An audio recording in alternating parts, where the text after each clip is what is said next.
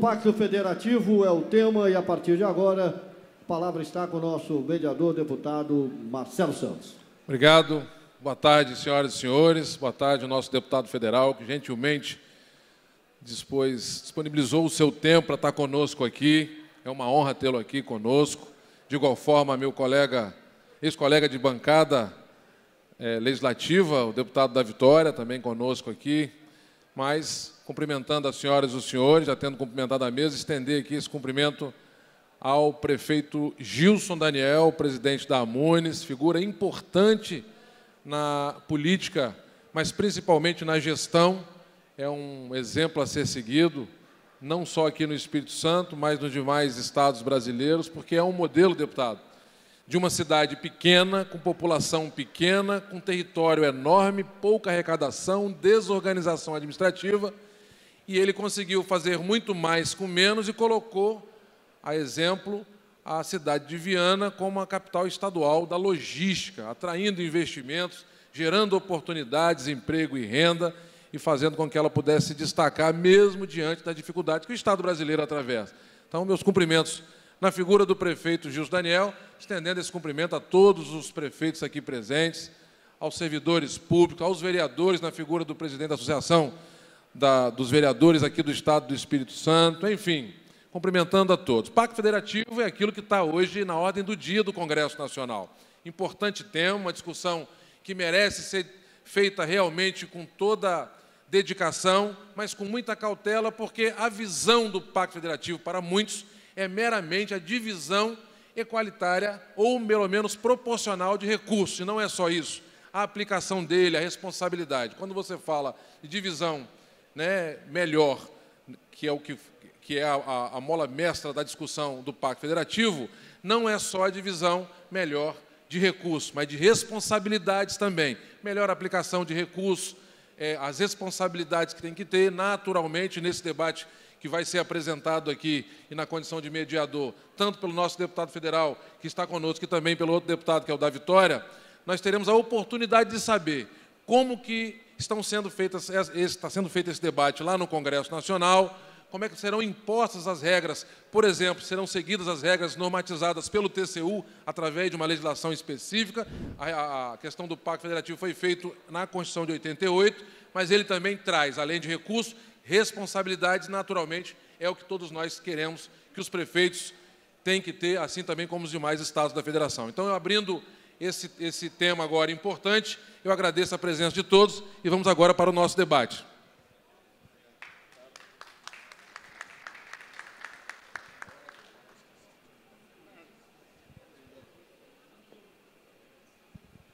Nesse momento, então, eu passo a palavra para o nosso deputado, para o senhor, nosso deputado federal, Eduardo, que vai fazer aqui uma apresentação importante na visão dele com relação a esse Pacto Federativo. Obrigado, deputado Marcelo. Agradecer aqui o convite, estar aqui hoje, uma alegria muito grande. Sou deputado federal pelo PDT do Ceará, conheço o Estado do Espírito Santo, deputado da Vitória, já aproveitando para saudá-lo, conheço um pouco do Estado, mas vindo aqui, a alegria de ter vindo aqui como turista. E hoje de estar aqui, convite articulado também pelo nosso colega, deputado Amaro Neto, com o prefeito Gilson, presidente, e estou muito feliz e grato de estar aqui na data de hoje para poder vir falar desse tema. E dar uma pequena introdução para os senhores e senhoras, também cumprimentando já aqui, ou por estarem aqui na data do dia de hoje, para a gente falar desse tema, ouvirem um pouco sobre isso. O motivo de eu estar aqui hoje, deputado da Vitória, tem muito a ver com a pauta do meu mandato. No nosso mandato, a gente instituiu o municipalismo como uma das principais bandeiras, se não a principal do nosso mandato. E estamos trabalhando nisso desde o primeiro dia. O Pacto Federativo é uma realidade. O presidente que está eleito, o presidente Bolsonaro, falou muito disso ao longo da sua campanha e, independente de partido, hoje eu estou num partido considerado da oposição, que é o PDT, a gente quer, todos nós aqui queremos que o Brasil dê certo. Se o Brasil der certo, dá certo para todo mundo. Então, é o que a gente quer e só vai dar certo se a gente tiver municípios fortes. O país não pode continuar sendo uma grande prefeitura, que eu acho que eu uso muito esse termo. Brasil, governo executivo, governo federal, se tornou uma prefeiturona, né? Porque coordena vários programas que são de responsabilidade das prefeituras, dos estados, e ali está muito centralizado nos ministérios, muitas decisões que deveriam estar na mão de vocês, prefeitos. Eu vejo muito a dificuldade que eu tenho. O meu estado é mais pobre aqui do que o Espírito Santo, que é o estado do Ceará. A dificuldade que eu tenho de explicar que é corriqueiro e normal, não é uma pessoa, são várias famílias, não tem água em municípios a 150 quilômetros, não tem água encanada a 150 quilômetros da capital, porque não tem recurso, não tem água no subsolo, que a gente tem que furar poços diariamente. Eu tenho dificuldade de explicar isso para o burocrata que está lá em Brasília, sentado no ar-condicionado, e que ganha um salário de servidor público e vive nas cidades onde tem os melhores IDHs do Brasil, que é a capital federal, que é Brasília. Então, diante dessa dificuldade, a gente não pode deixar de lutar pelo municipalismo, por municípios fortes, para a gente ter exemplos de gestão, como nós temos no município de Viana, no Brasil inteiro, mas a gente precisa realmente de esse fortalecimento.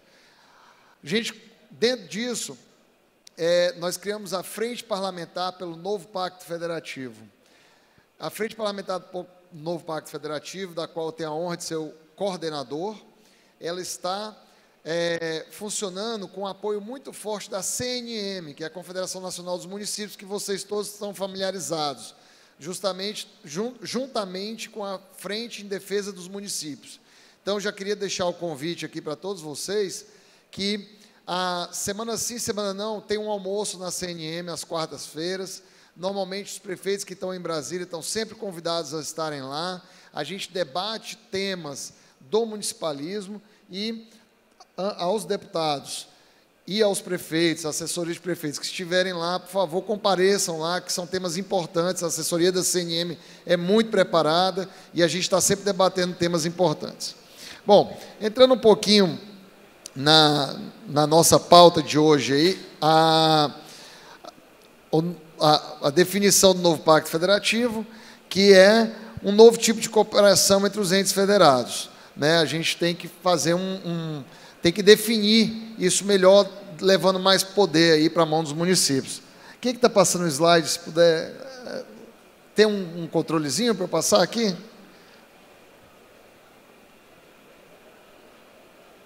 Desculpa, gente. É aqui no meio? Aqui do lado. Ok. Bom, a gente constituiu um grupo de trabalho. Quando nós criamos a frente do novo Pacto Federativo, nós constituímos um grupo de trabalho para debater o que seria o novo Pacto Federativo, que culminou aí, como vocês viram, com essa PEC apresentada pelo Paulo Guedes no Senado Federal. Entrou por quê pelo Senado Federal? Porque normalmente é lá no Senado Federal que eles debatem os temas federativos. Tudo que vem relacionado a Pacto Federativo normalmente entra pelo Senado Federal. Nem tudo que estava ali a gente definiu no âmbito do nosso grupo de trabalho, como, por exemplo, a questão dos municípios menores. Foi uma surpresa quando aquilo chegou na PEC no Senado, já falo sobre isso. Mas nós tínhamos temos ainda um grupo de trabalho, que nos reunimos agora na etapa final, semanalmente, no Palácio do Planalto, na Presidência da República.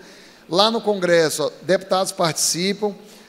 Eu e o deputado Silvio Costa, do Pernambuco, estamos indicados, que é PRB, né, o Silvio Costa?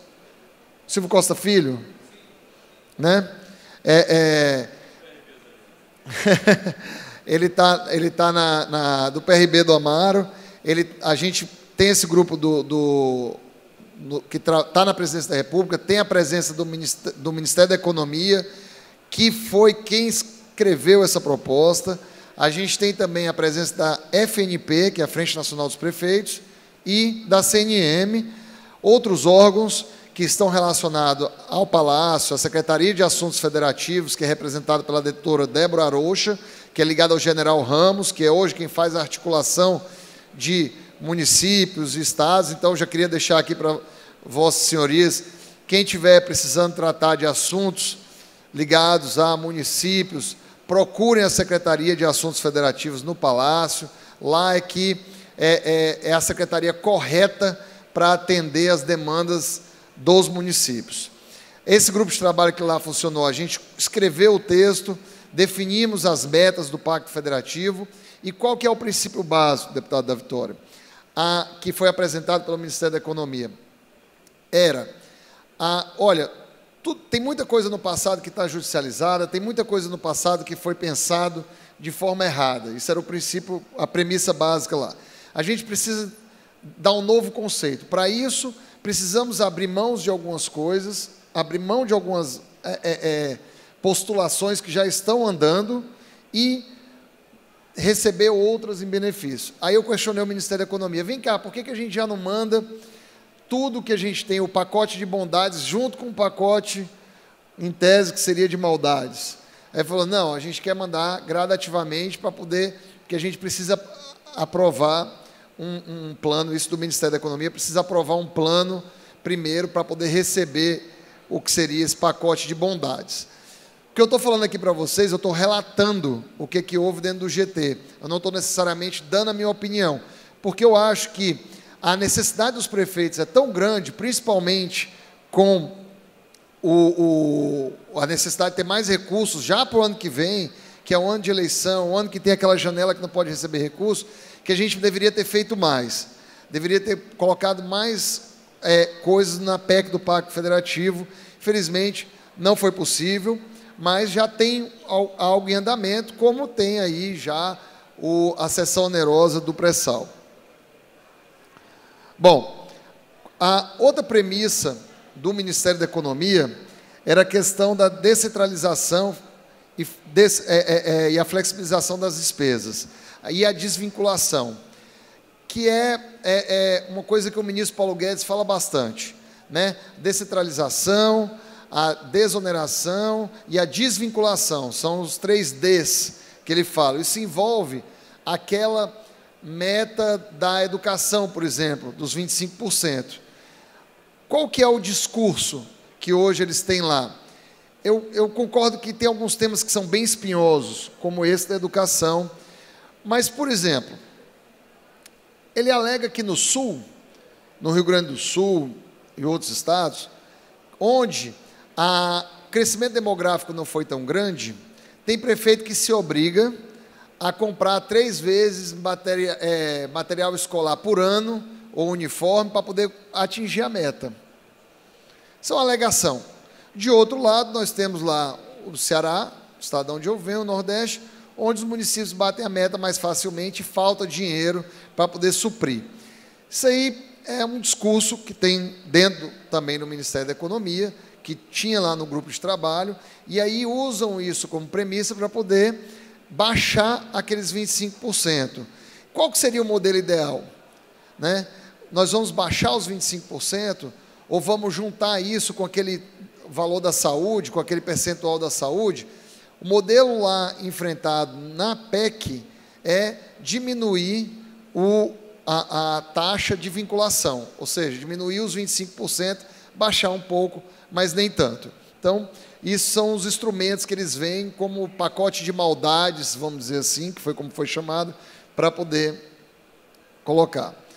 Bom, as alegações falam que o 96% do orçamento federal do Brasil é amarrado, o parlamento brasileiro não tem instrumento para definir para onde vai o dinheiro, e que isso acontece também no âmbito municipal e federal, que é o que a gente precisa superar nesse novo pacto.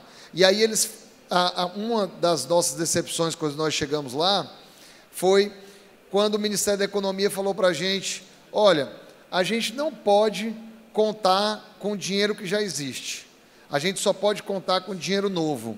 Foi onde nasceu a questão da cessão onerosa. Vou contar uma historinha breve para vocês aqui, do como é que a cessão onerosa a gente resolveu, de uma forma ágil, rápida, aquilo que nós vimos, um pouco do bastidor. A cessão onerosa estava na pauta, todo mundo falava disso, E desde a época, quem não lembra, que se descobriu o pré-sal do governo Lula, que falava para onde que iria esse dinheiro, né? Para onde que iria o dinheiro de royalties, para onde que iria o dinheiro do pré-sal. No âmbito do nosso GT, lá no Ministério da Economia, a gente teve uma reunião, o deputado Carlos Gaguin estava presente, que é do DEM do Tocantins, ex-governador do estado.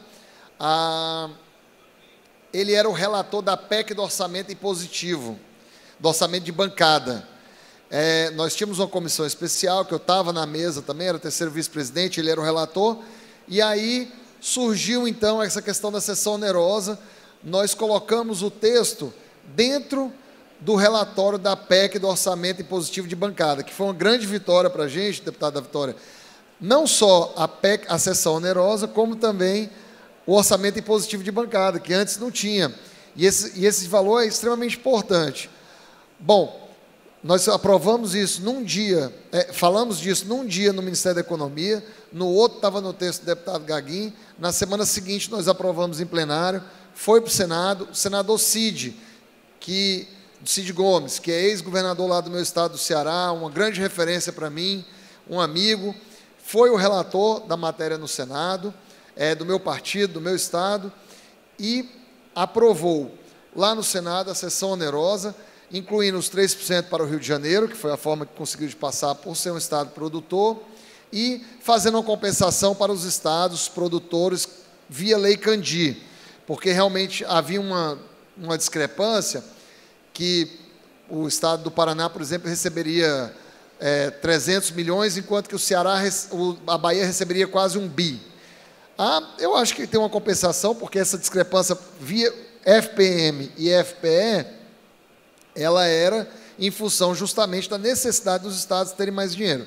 Aliás, esqueci de mencionar, a forma como nós dividimos pelo FPE e pelo FPM foi colocado no relatório do senador Cid Gomes no Senado. Foi o mecanismo que ele encontrou para poder dividir. Quando nós aprovamos na Câmara, estava por lei ordinária, que foi um destaque lá do PDT, a pedido nosso, a gente retirou. Bom, do pacto, desvincular receitas orçamentárias, desobrigar despesas orçamentárias. Principais ações tomadas, já falei um pouco aqui para vocês. Sessão onerosa, prevista para depositar em conta dia 30 de dezembro, pagamento das petroleiras para a Petrobras será dia 27. A PEC 48. Eu tive a honra de ser o presidente da comissão da PEC 48. Queria saber aqui se alguém sabe o que é a PEC 48. Por favor, levanta a mão. Alguém sabe o que é contrato de convênio que tem que receber emenda via Caixa? Quem tem problema com a obra da Caixa? Levanta a mão aqui, por favor. Essa PEC 48, ela tira a Caixa como interveniente no processo de liberação de recursos. Está ali, tem gente comemorando ali atrás. A PEC, o senador Aécio, o deputado Aécio foi o relator. Qual que é o princípio dela? Nós criamos a figura da transferência direta. O que acontece? Agora os deputados podem enviar para as prefeituras, inclusive o sistema está aberto para esses ajustes, fecha hoje, para a gente transferir recursos, transferência direta aos municípios. Ou seja, a gente manda o dinheiro para os municípios, 300, 400 mil, ele vai lá, executa a praça, executa o campinho, faz a reforma do hospital, ou manda 1 milhão, 2, para poder fazer a obra da estrada, enfim. Abre-se essa janela. Por quê? A gente detectou que a Caixa, como vocês sabem aqui melhor do que eu, a Caixa leva muito tempo para poder fazer a contratação, quase 1 ano, 90 dias para poder fazer o pagamento das medições, além de que ficava com 12%. Durante os nossos debates, nossas audiências públicas, a gente encontrou muito prefeito que falava assim: meu amigo, eu pago 20% para a Caixa ir embora. Meu problema não são os 12%, meu problema é a ineficiência da Caixa. Realmente, havia uma burocracia. E a gente descobriu depois que não era o problema da Caixa. A culpada não é a Caixa. É porque, em 96, quando criaram esse mecanismo, que tinha 6 normativos que precisavam ser cumpridos, hoje são 187 normativos que a Caixa precisa cumprir para poder fazer a obra, conveniar e fazer o pagamento. Fora os atrasos, quando não tem orçamento dentro do Ministério para poder fazer pagamento das medições. Então, isso aí causava um grande transtorno. Para dar alguns números, tinham 5.000 escritórios credenciados para poder fazer as medições nos estados. 5.000 dias era a média de dias que levava para poder uma obra ser concluída, que dá mais do que um mandato de prefeito, deputado Marcelo. Então, a PEC já era uma salvação para poder resolver isso. Nós aprovamos o texto, aprovamos na semana passada, juntamente com o deputado da Vitória, em 2 turnos já na Câmara. Isso já está lá com o deputado Amaro também, com o voto dele, do deputado Amaro Neto. Foi aprovado o texto na Câmara, já está na CCJ do Senado, com o voto do senador Anastasia, já pela constitucionalidade. Acredito que semana que vem nós vamos estar aprovando isso aí. O sistema está aberto. Você, prefeito, ligue para o seu deputado, fecha hoje o sistema. Se ele mandou uma verba carimbada para você, para poder fazer uma praça, peça para ele mudar a verba para transferência direta, que o sistema está aberto lá e possível de fazer. Bom, quais foram os compromissos que nós conseguimos do Rodrigo Maia, que não estão na PEC do Pacto Federativo, mas que a gente quer colocar para frente? O 1% do FPM de setembro. Não sei se vocês sabem, nós aprovamos escalonado já, isso já está aprovado, mas ainda não tinha sido pautado em plenário. A lei do ISS e a criação da comissão de acompanhamento da PEC 188 no Senado. 1% do FPM de setembro, 1 ponto percentual, né, que é 1 ponto percentual do todo, e não 1%. 2020 já recebe 25%, 2021, 25%, 2023, 0,5%, 2024, 1% integral. Isso vai acrescentar aquele período mais crítico de todas as prefeituras. Lei do ISS também já foi ajustado. Nós estamos esperando o deputado presidente Rodrigo Maia pautar na Câmara. Qual que é a importância disso aqui? Hoje, vou dar o exemplo e aproveitar e fazer a propaganda do meu município. Eu sou do município de Aracati, onde fica a linda e bela praia de Canoa Quebrada, que quem não conhecer, por favor, vá lá. Lá nós temos o Polo de Canoa Quebrada, que é um distrito do nosso município e que é extremamente turístico. Nós temos diversos hotéis lá e barracas.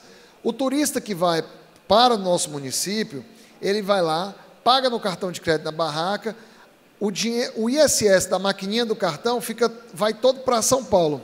Do mesmo jeito, o cara que faz o receptivo nosso lá, quando ele vai financiar a van dele e faz um consórcio ou um financiamento no Bradesco ou no Itaú, ele paga o ISS para Osasco, para São Paulo.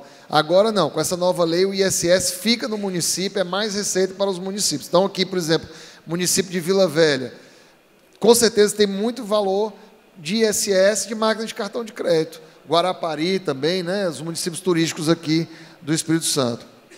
PEC 188 está no Senado, foi aquela PEC trazida pelo governo federal, do Paulo Guedes, e nós estamos criando lá na Câmara a comissão de acompanhamento. O que é isso? Quando a Previdência estava lá, só para exemplificar, quando a Previdência estava na Câmara, o Senado criou uma comissão de acompanhamento de 2 ou 3 senadores, que eu não lembro agora direito, para acompanhar a Previdência, para quando o texto chegasse lá na Câmara, esses senadores seriam os responsáveis, os porta-vozes, para explicar para os demais o que eles queriam com aquele texto da Previdência, quais eram os debates superados dentro da Câmara dos Deputados.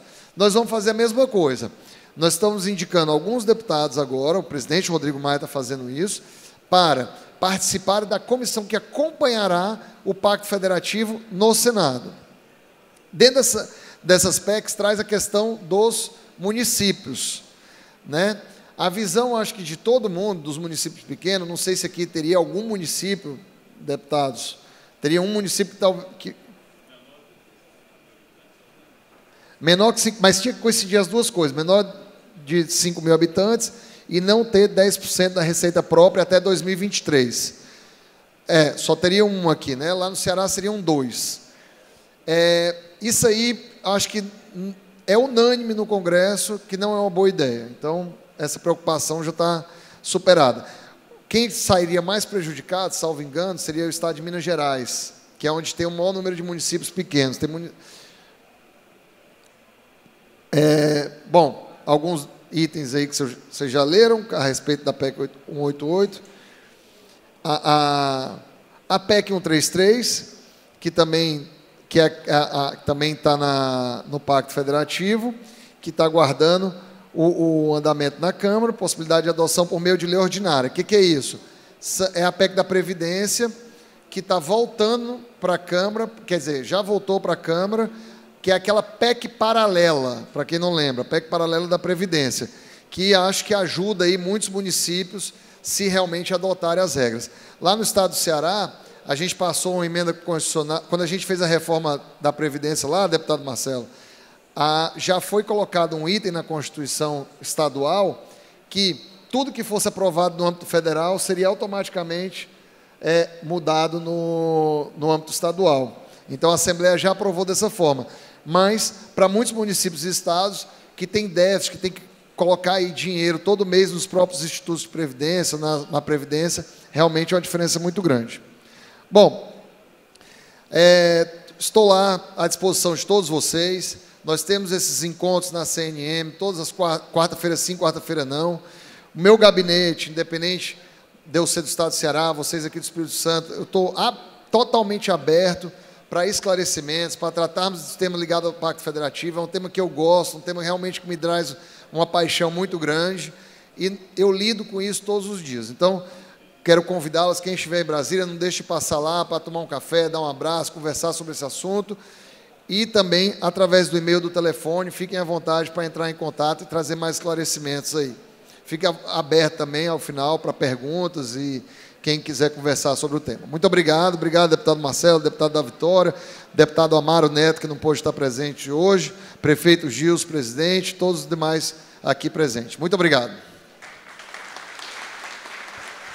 obrigado, deputado Eduardo Bismarck, pela apresentação bacana, trazendo informações importantes para os prefeitos, em especial, vereadores, a todos aqui que têm preocupação no andamento desse Pacto Federativo, a quantas andam as PECs que foram apresentadas aqui, que alguns não tinham conhecimento. Muito obrigado. Importante, no final, naturalmente, teremos oportunidade de alguém fazer alguma pergunta e, naturalmente, aqui os debatedores responderem. Eu passo a palavra agora ao deputado da Vitória, líder da bancada federal capixaba, e que vai falar sobre a importância e o trabalho da bancada federal, liderada por ele, em vários temas, mas em especial sobre o novo Pacto Federativo. Com a palavra, o deputado da Vitória. Bem, gente, boa tarde. Estive aqui ontem com vocês, numa agenda bem produtiva que a Munis proporcionou para os nossos municípios e também para as demais instituições que participaram ontem, muito proveitosa. E hoje, mais um ambiente aqui de diálogo com vocês sobre um tema muito importante, tema relevante. Já cumprimentando aqui o Marcelo Santos, agradecer o Gilson que me deu a oportunidade de matar a saudade. Vice-presidente reeleito por mais um tempo na Assembleia, meu amigo, deputado mais antigo hoje lá em mandato. Muito obrigado aí pelo carinho, da atenção em relação ao trabalho da bancada na Assembleia.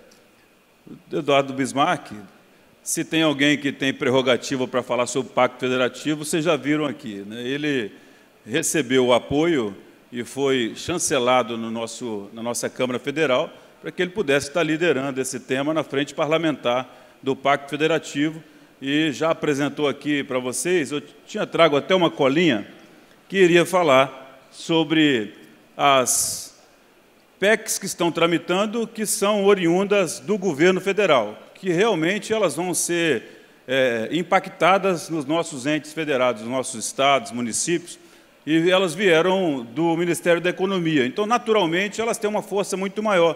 Prefeito Gilson, nosso anfitrião, em seu nome, eu quero saudar e parabenizar por esse grande evento. Nós já sabíamos que seria muito bom, até pelo seu talento. Acho que todos os prefeitos aqui, Cid Clay, Paulo Márcio, todos os prefeitos, quero saudar vocês.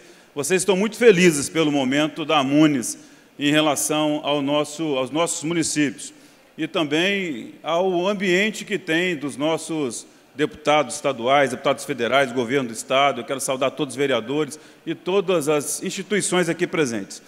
O Instituto do Pacto Federativo, como já muito bem foi falado aqui pelos dois deputados que me antecederam, há um tempo atrás, nós não ouvíamos muito sobre esse tema, sobre esse assunto. Mas com a necessidade, a fragilidade da economia, das gestões, principalmente dos nossos municípios, nós começamos a ouvir sempre um gestor, um prefeito, sempre algum representante da sociedade, na Assembleia, principalmente no Congresso Nacional, falar sobre esse federalismo fiscal. E com a Constituição, com o advento da Constituição de 88, na nossa Constituição está muito bem definido lá a forma de arrecadação dos tributos, também a forma de aplicabilidade desses tributos, né, a quem pertence, e também com as outras regras, outras leis que norteiam essas arrecadações e distribuição, mas também tem lá as obrigações de cada um dos nossos entes federados. E falar em entes federados no nosso Brasil, que é uma república federativa, você tem, a princípio, a União, que é a que recebe todas as missões em relação ao nosso país. Você tem os nossos estados, que são 26 estados, e o Distrito Federal. São 27 entes, né, a nível de estado, e 5.570 municípios. Aos nossos prefeitos aqui. Imaginem vocês, no nosso país, né, que tem na Constituição Federal a obrigação de todos a cumprir as políticas públicas importantes, e as pessoas, muitas das vezes, perguntam: a quem é a responsabilidade da saúde para o nosso brasileiro? A quem é a responsabilidade da segurança pública? Na verdade, todos os três entes têm responsabilidade sobre quase todas as políticas públicas, mas muito atribuído.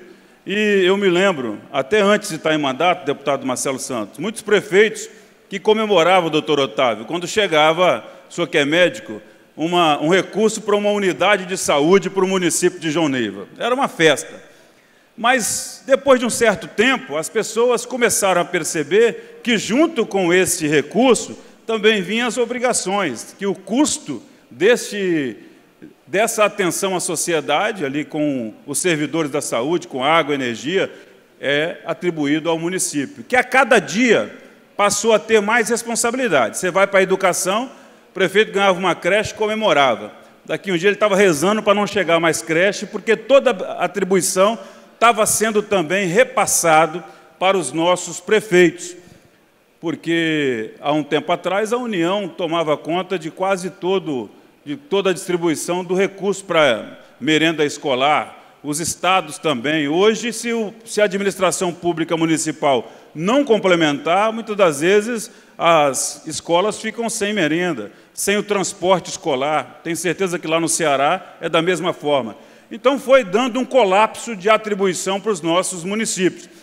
Mas também foi se questionando muito o porquê que as indústrias elas trazem um impacto direto para a cidade de Viana, traz as responsabilidades direto para as pessoas que vão para aquele município por causa daquela indústria, tem que atender, assistir com educação, tem que assistir, Paulo Márcio, com saúde, tem que assistir com todas as políticas públicas obrigatórias de um prefeito para a cidade, mas o imposto o IPI vai só para o governo federal.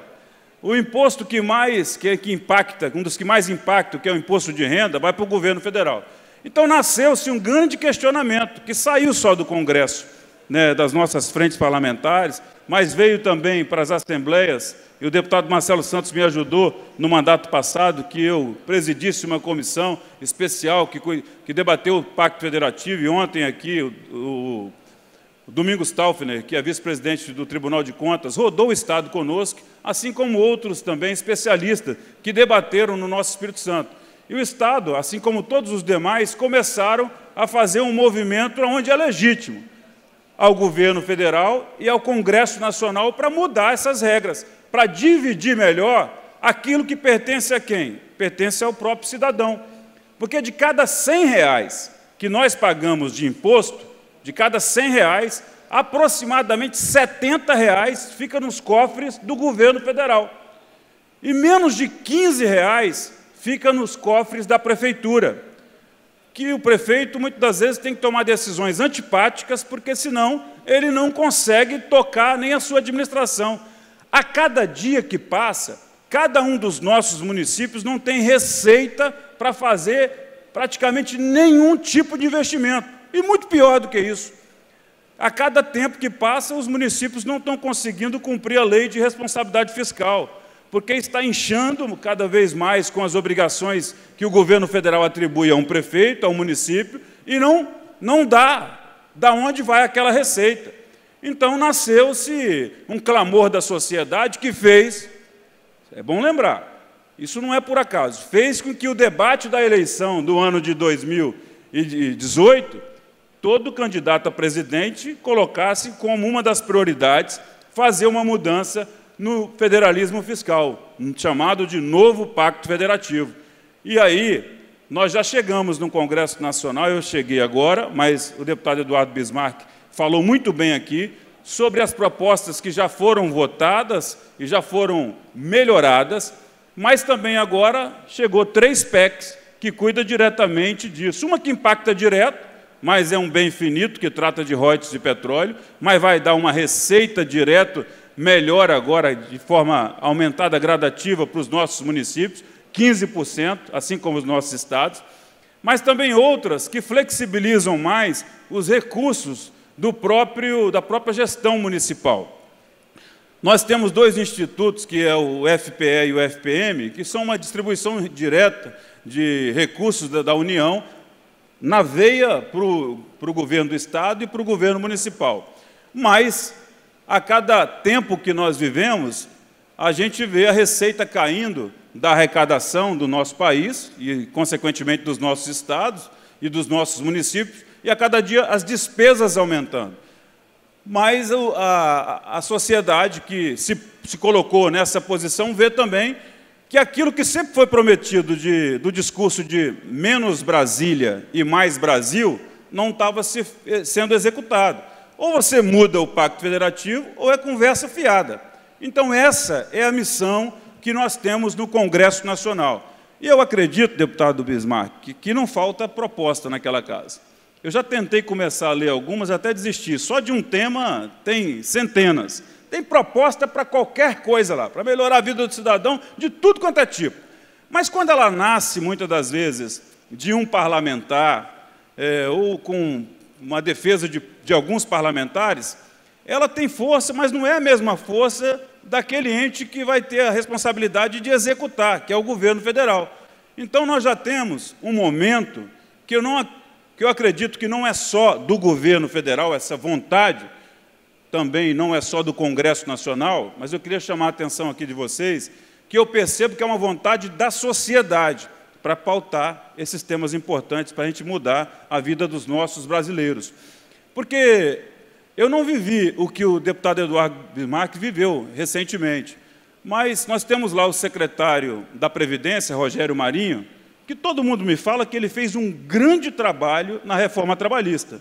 E muitas das vezes as federações, das empresas, dos segmentos que estão apaixonados por ele, mas não se colocaram do lado dele na hora que ele precisava renovar o mandato dele. Aqui no nosso estado também, com o senador Ricardo Ferraço, que foi o relator da reforma trabalhista no Senado Federal. Olha, nós vivemos num país e que tem a Constituição mais protecionista do mundo. Dá o dobro da segunda maior, em obrigações para o cidadão. Em proteção ao cidadão. Tem tanta proteção que protege até bandido, que foi condenado em primeira instância e também num colegiado de segunda instância. A sociedade hoje reclama. Mas foi no momento em que a Constituição foi criada que também a proteção ao trabalhador de forma intransigente fez nascer vários partidos com a defesa de trabalhismo. O PDT, que eu passei por 12 anos, que defende muito, mas nós começamos a ver a necessidade de também defender o empreendedorismo, que as pessoas estavam aqui planejando, ou meu filho passa no concurso de médico, ou ele vai morar em outro país, porque aqui não tem mais oportunidades. Ou você estimula as pessoas a empreenderem, a gerar negócio, que consequentemente gera emprego, oportunidades, ou também não estimula. E como que você percebe que a sociedade tem ficado mais madura para isso? A reforma trabalhista, Marcos, foi antipática. mas a reforma da Previdência, eu acredito que é a pauta mais antipática que nós vencemos nessa legislatura. Não terá outra. A reforma da Previdência tirou de todo cidadão brasileiro. Em algumas pesquisas, nós tivemos até aproximadamente 70% da sociedade apoiando a reforma da Previdência. Então, agora que a sociedade tem se colocado do lado, ela também tem um papel importante, aqueles que se propuseram a ser os administradores dos municípios, nossos prefeitos, os nossos vereadores, e a Munis aqui no nosso estado tem um grande papel para isso, trazendo esse debate de um tema que pode ser o mais importante para o futuro do nosso Brasil, que já fez o dever de casa na reforma da Previdência, na reforma trabalhista, mas também vai fazer o dever de casa, incluindo agora a PEC paralela, que vai salvar os estados e municípios também na reforma da Previdência, que eu acredito que se a sociedade se coloca do lado, nós vamos ter a Câmara votando também, que o Senado já aprovou, mas a Câmara não votou a PEC paralela, porque principalmente a região lá do nosso deputado Bismarck se colocou bem contrário com os governadores. Mas hoje eles estão entendendo que foi um erro que aconteceu e a PEC paralela vai fazer também a reforma da Previdência dos estados e dos municípios. A outra reforma, que também trata do Pacto Federativo, e que eu sou vice-presidente, até tenho que pegar um voo daqui a pouco para Porto Alegre, amanhã eu presido a audiência pública em Porto Alegre, é a reforma tributária. E rapidamente, porque é interessante falar sobre ela, nós vivemos num país que tem a carga tributária, uma das maiores, mas a quantidade de regras torna o Brasil o país de maior complexibilidade tributária do mundo, disparadamente. O segundo país mais complexo tem um cálculo de aproximadamente 600 horas para calcular os tributos do seu país. Aqui são 1.950 horas que o brasileiro gasta por ano para calcular o seu tributo. O que representa isso? Em 30 anos, foram 390 mil regras criadas. Aí qualquer multinacional que pensa, e muitas das vezes vem para o Brasil, mas tem a possibilidade de estar no Brasil ou em outro país, a concorrência também nós temos aqui essa dificuldade de interpretar as regras tributárias, que muitas das vezes é interessante para quem sonega, para quem quer ter um outro tipo de benefício que não seja legal, mas nós vamos passar por um debate desse na Câmara. E esse debate é um dos mais necessários, assim como a reforma da Previdência, a reforma tributária, que em cada um dos 27 estados, você tem que lembrar que nós temos 5.570 municípios, cada um com a sua regra de cobrar o seu imposto, ISS, principalmente, que é o imposto municipal. Em cada estado, o imposto principal, que é o ICMS, tem um formato diferente. Aí uma empresa que vem para cá, que vai ter uma filial em cada estado, ela tem que ter um exército de tributarista e de advogados para poder se defender. O Brasil precisa virar essa página, a página da desburocratização, a página da facilidade, de um bom ambiente de negócio, e passa pelas reformas do Congresso Nacional. Então, a reforma tributária, ela já é um consenso. Por quê?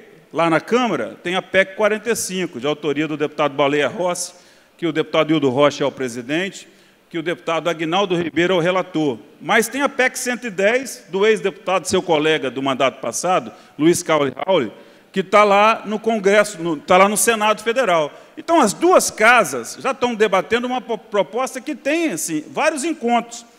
E o governo federal já anuncia também mandar uma proposta, que eu acredito que as três vão se comunicar e nós vamos ter também uma grande possibilidade de entregar para a sociedade a reforma tributária. Rapidamente, essa que está na Câmara, que eu tenho mais prerrogativa de falar, ela une os 5 tributos principais. O Gilson Daniel sabe muito bem, porque além de bom prefeito, ele também é da área contábil. O ISS, une o imposto estadual ICMS, o IPI, PIS e COFINS. Esses 5 impostos se unem em apenas um, chamado IBS, Imposto sobre Bens e Serviços, que seria implantado em 10 anos. Gradativamente, você criaria o IBS, e iria diminuindo esses 5 impostos. Aí tem uma preocupação de ser uma carga tributária muito alta. Eu tenho certeza que esses 10 anos de implantação dá para se adequar. E uma outra preocupação, o meu município vai perder, o meu estado vai perder. Tem um lapso temporal, deputado Marcelo Santos, de 20 anos de distribuição das receitas, que dá para se adequar e garantir com que nenhum ente federado perca a sua receita. Aí é o dever de casa e é o Congresso Nacional, é o governo federal, fazendo o que é de principal. Porque o costume feito de muito tempo para cá é os prefeitos, os vereadores, as lideranças políticas, governadores saírem daqui para ir para Brasília para poder ficar solicitando ao deputado federal, ao senador, à bancada, a buscar no Ministério aquela obra estruturante importante, aquela ajuda para sair do sufoco na saúde, na educação. Isso vai mudar, porque vai gerar oportunidade, vai gerar negócios, vai gerar receita e, naturalmente, sim, o Brasil vai ter mais condições de competitividade com os outros países. E, rapidamente também, como já foi falado aqui, hoje foi aprovado as emendas impositivas, e, inclusive, na Comissão Mista de Orçamento, teve um acordo para que cada estado pudesse aplicar, enquanto bancada, 247.600.000 reais. O que é para o Ceará, também é para o Espírito Santo, também é para São Paulo. Então, isso, para o Ceará, não impacta tanto como impacta lá no Acre, lá em Roraima, que são estados que talvez não tenham 250 milhões do governo do estado para poder fazer investimento. Olhem só como que a bancada federal hoje tem uma potência para poder ajudar os seus estados. Aqui, que são 78 municípios, são 13 parlamentares. Acho que não sei como é que o Ceará fez, dividiu pela quantidade de parlamentares. Quase todos os estados dividiram esse recurso pela quantidade de parlamentares. Tenho certeza que fosse pela opinião dele, ele ia discutir um pouco mais, até pela sua defesa no Pacto Federativo. Aqui, a bancada, de uma forma madura, coerente, dividiu pelas ações de políticas públicas estruturantes e necessárias pelo nosso Estado. A bancada aqui tem PT, tem PDT, tem PRB do Amaro Neto, que eu quero cumprimentar aqui, nosso amigo, e todos os partidos, PSL, cada um com a sua ideologia, cada um com a sua posição, mas quando fala nas prioridades do Espírito Santo, nós estamos unidos, estamos juntos, e é considerada hoje a bancada mais unida do Congresso Nacional. É importante que eu fale isso, que não é o da vitória, é o momento que nós estamos vivendo em Brasília. E, para concluir, essa união, quando nós chegamos lá, Marcelo, a ministra Tereza Cristina recebeu a gente, porque nós fomos lá discutir um decreto do dia 28 de dezembro. No apagar das luzes, eu acho que São Paulo encomendou isso, tirou daqui a possibilidade do Espírito Santo fazer a inspeção e reinspeção dos produtos derivados de animal. Olha, isso é tirar competitividade, isso é tirar a possibilidade da gente ter aqui geração de negócios. E sempre a gente pede para São Paulo, para Minas e para o Rio de Janeiro. Então, assim, nós podemos não ter a mesma proporção em tamanho de populacional e também em tamanho da economia, mas nós temos hoje uma bancada unida que já reverteu e publicou em abril, porque nós não aceitamos mais perder no grito ou perder por negociata pelos outros estados. Da mesma forma que nesses dias vocês devem ter acompanhado, Paulo Márcio sabe muito bem do que eu estou falando, os prefeitos da região noroeste, de Cachoeiro. Nós temos aqui, o Ceará também tem muita extração mineral, muito granito, mas 80% da exportação do Brasil passa pelos portos do Espírito Santo. Até as empresas de lá são de capixabas, numa grande parte. 50% do que produz o Brasil é do Espírito Santo. E nós estamos aí na beira de perder a nossa Agência Nacional de Mineração, que o deputado Marcelo Santos verbalizou lá e defendeu muito na Assembleia. A bancada federal, né, inclusive foi no presidente da República, foi no ministro de governo, o ministro Jorge, mas falou e nós verbalizamos e nos posicionamos na tribuna da Câmara. E toda a bancada se uniu e foi lá. Já mudaram, não vai tirar daqui. E não tem que tirar, porque só Pela quantidade de processos minerários, não tem motivo. Nós só perdemos para Minas e para o Pará, em quantidade de processos minerários. Da mesma forma que nós estamos em Vila Velha, mas também em Viana, assim como o município de Cariacica, tem um projeto de 750 milhões de reais, que o Marcos Zé Maestro sabe muito bem, que está lá com o nosso deputado, nosso ex-deputado e secretário Marco Vicente, que é a macrodrenagem de Vitória. O recurso nós íamos perder em maio, porque vencia agora. A bancada federal conseguiu mudar a data de vencimento desses recursos, que tinha 220 de empréstimo, 220 milhões de empréstimo aprovado na Caixa e 228 milhões de recurso direto dos cofres do governo federal para esse projeto.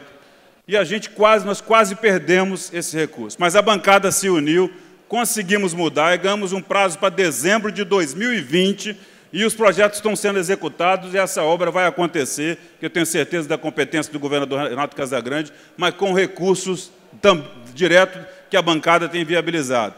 Dentre várias outras conquistas, mas eu quero falar de uma da semana passada. Eu recebi o reitor do IFES e ele falou, fomos indeferido o nosso doutorado de Ciências Matemáticas aqui no Espírito Santo. A CAPES, que é a instituição que faz a avaliação e aprovação ou não dessas propostas, muitas vezes vê o Espírito Santo, vê um Acre, vê um estado menor, já vai fazendo indeferimento. Espera lá, agora o Espírito Santo tem representatividade que vai discutir o mérito disso. E nós fomos para lá, e de uma forma muito carinhosa, recebido pelo presidente da CAPES, que entendeu, viu o que é o nosso IFES com os nossos 22 campos, e resolveu atender a bancada e fazer uma nova avaliação. Viu que o Espírito Santo tem nota capaz e aprovou e publicou semana passada o primeiro doutorado de Ciências Matemáticas do nosso Estado.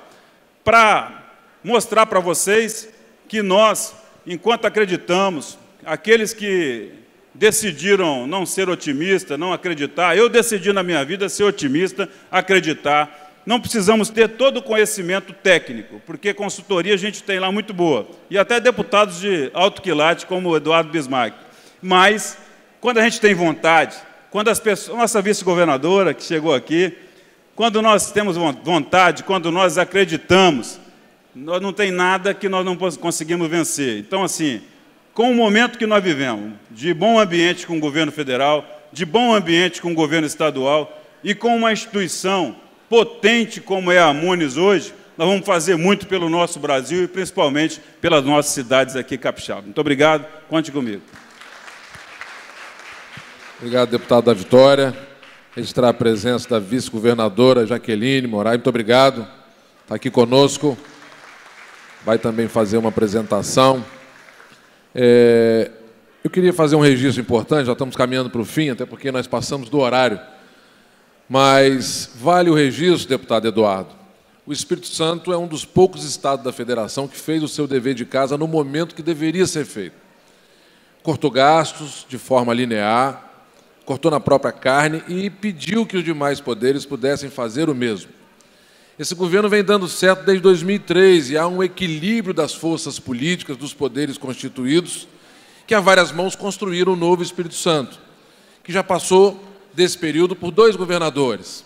E esse é o segundo mandato do governador Renato Casagrande, que vem imprimindo um ritmo importante e talvez até um bocado diferente do seu governo anterior. Nós somos o único estado da federação que criou o Fundo Soberano, fundo importante, numa visão estadista, onde, ao invés de programar o investimento que ele tem, por exemplo, fruto do Acordo de Parque das Baleias, que colocou um valor enorme nas contas do Tesouro, e tem uma programação anual de liberação de recursos, ele fez o Fundo Soberano, não pensando apenas no seu mandato. Por isso que eu digo que a visão do gestor ele tem que ser de estadista, passando o período do seu mandato, chegando para diante, liberando aqui o deputado da Vitória. E aí, isso é importante porque... Obrigado, deputado. Vai lá. Isso foi importante porque nós temos um governo exitoso, que tem feito um trabalho bacana, mas que planejou e tem programação feita para as futuras gerações. Então, nós somos um Estado equilibrado, nós temos um Estado que tem recurso, Somos o estado que tem a melhor capacidade de endividamento do estado brasileiro e que tem condições de investir mais e melhor nas cidades capixabas, que elas precisam agora se unificar pelas micro-regiões e apresentarem projetos importantes e estruturantes para que o estado possa aportar recursos e realizar e fazer com que o Espírito Santo possa se tornar cada vez melhor, de se viver, de competir e de produzir mais e bons resultados para o Brasil. Mas eu queria fazer uma pergunta para o senhor para finalizar. O novo Pacto Federativo, todos nós sabemos, são medidas previstas em lei que dividem receitas, deveres entre União, Estado e município. O que está em discussão? O senhor acabou de falar, né? O mega leilão do petróleo. Nós também temos aqui a questão dos precatórios, que é um assunto importante, que está num conjunto de propostas que foi aprovado na quarta-feira no Senado e segue para a Câmara, que prorroga o prazo para que os estados e municípios paguem precatórios. Esse é um tema importante, mas também tem a securitização, que é onde estados e municípios têm a permissão entre entes federados de vender recebíveis a instituições financeiras privadas por um preço menor, chamada securitização de dívida. Também temos o Plano Mansueto, que é também outro tema importante, que leva o nome do secretário de Tesouro Nacional, que prevê socorro financeiro a estados e municípios desde que os governos adotem medidas de ajuste.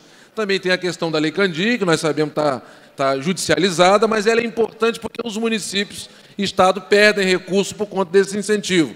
Tem a reforma tributária, que tramita lá no Congresso Nacional. Eu queria perguntar ao senhor, diante dessas matérias que estão sendo debatidas, destaquei essas aqui, se existe alguma outra que é importante a fala do senhor, para que a gente possa finalizar, e sobre algum tema dessas que eu falei, se há algum registro também que pudesse ser importante ser feito. Obrigado, deputado Marcelo Santos. Começar por uma que não foi mencionado, me permita, eu esqueci de mencionar, que é a questão dos royalties do pré-sal. Uma coisa é a cessão onerosa. A cessão onerosa é uma única vez, aquele volume excedente que vai ser pago esse ano, dia 30 de dezembro. Outra coisa são os royalties. Numa das PECs paralelas, que o deputado da Vitória mencionou aqui, os royalties que serão futuramente aportados nos municípios pelo FPM de vocês, independente de ter Citygate, quem é que tem direito a mais, tudo, serão os royalties do pré-sal.